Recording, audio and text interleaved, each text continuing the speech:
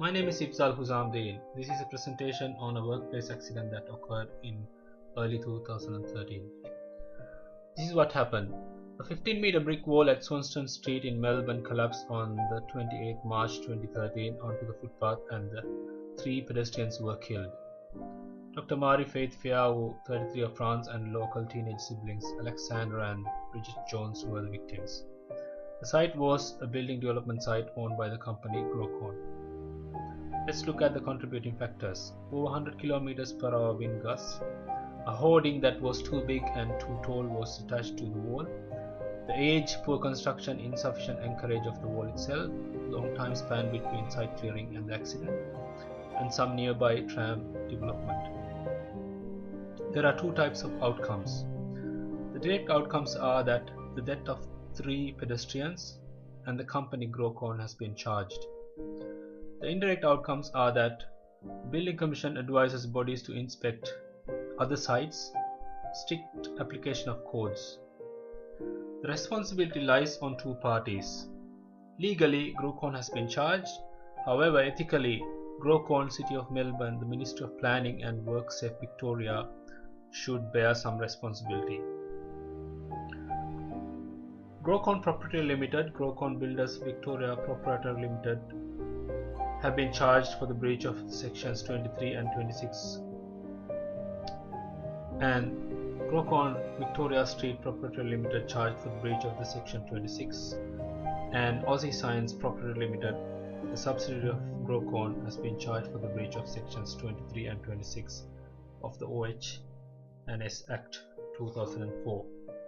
Altogether, Grocon has been hit with 7 criminal charges and each carries a maximum penalty of 9,000 points or a fine of $1.3 million. The charges are due to Grocon's failing to do the following in order to prevent the accident: providing a detailed drawing of the attachment of the hoarding, risk assessment and wind loading assessment of the attachment of the hoarding, structural engineer's assessment of the wall prior to the attachment of the hoarding, obtaining a building permit for attaching the hoarding, preventing the lateral wind loading on the wall by attaching the hoarding, counteracting the wind load with bracings, reduction of the wall, assessment of wall's capacity after installing the hoarding.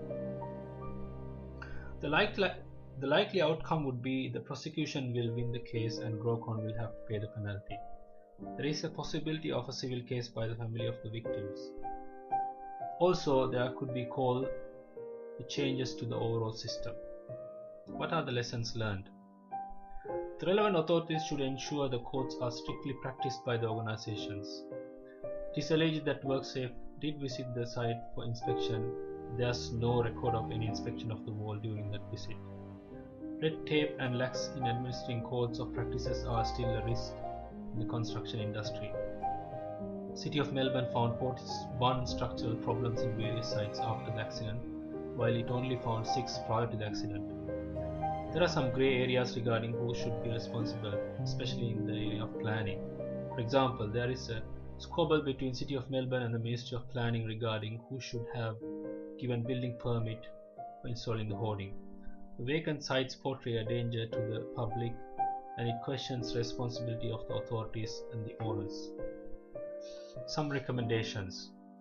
A public hearing need to be conducted in order to broadly assess the accident from a public's point of view, and recommendations should be given.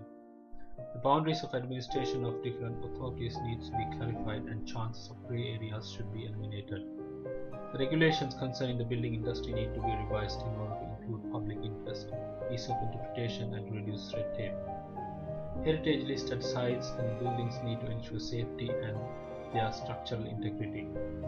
The definition of OH&S only focuses on the worker, not a member of the public who is the victim in this case. This issue needs to be addressed.